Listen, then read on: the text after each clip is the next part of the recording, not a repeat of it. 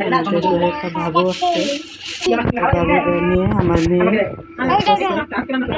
আসসালামু আলাইকুম, সবাই কেমন আছেন? আল্লাহর রহমতে আমি ভালো আছি। আপনাদের ভাইয়া রাত্রেবেলা মাছ নিয়ে আসছে, রুই মাছ কেটে নিয়ে আসছে। তো পাবদা মাছ আর বাইলা মাছ ছোটো, তার জন্য কেটে আনতে পারে নাই। তো ছোটো মাছ কাটলে অনেক সময় লাগে, তার জন্য নিয়ে আসছে। তো আমি কাটবো এগুলো, আর এই বৌদে কোনো কাজেরই শান্তি লাগে না।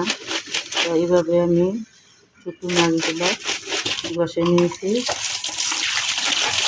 একটু দেখতে পাচ্ছেন তো ছোটো ছোটো মাছের আস্তে উঠে গেছে, বড়লি উঠে নাই। তো এখন আমি পাবদাগুলা এর মধ্যে বসে নিয়েছি। তো পাবদাগুলো একদম সাদা ধরে হয়ে গেছে। এখন আমি কেটে নেব।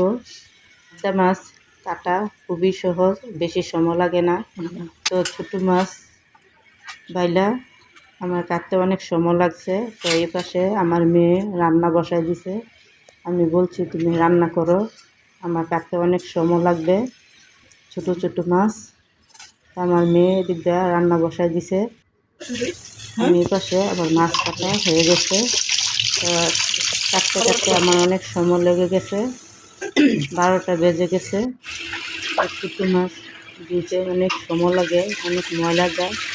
এখন আমি রুই মাছগুলো দিয়ে নেব।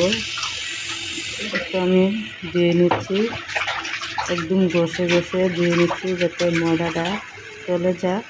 তো যে সময় আমি রান্না করব একটু লবণ দিয়ে ভালো করে আবার ধুয়ে নেব। দেখতে পাচ্ছেন একদম সাদা হয়ে গেছে মাছগুলো। তো একবারে ধুয়ে নিলে ভালো। এই তো দেখতে পাচ্ছেন আমাদের ঘরে একটা বাবু আসছে, বাবুকে নিয়ে আমার মেয়ে আসছে।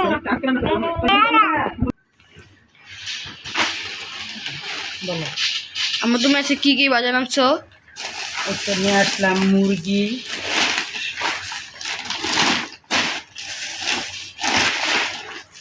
লবণ, মরিচ, একটা ডাল, এলাচ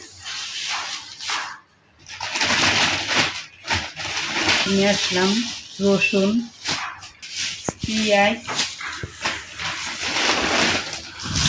একটা আলু 3 কেজি, একটা বেগুন, শসা,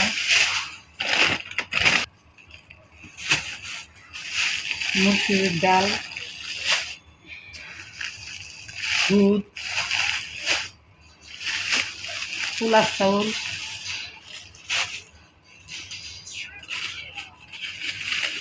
একটু পাকোড়া বানানোর জন্য ছোলা নুডলস নিয়ে আসলাম, মেয়ে পাকোড়া খায়। একটু আমার বাজার আর অল্প মানে ছোলা, আরও ছোলা আছে তার জন্য অল্প নিয়ে আসছি। এটা আমার বাজার। একটু আমি ওখানে এগুলো ওখানে গুছিয়ে নেব।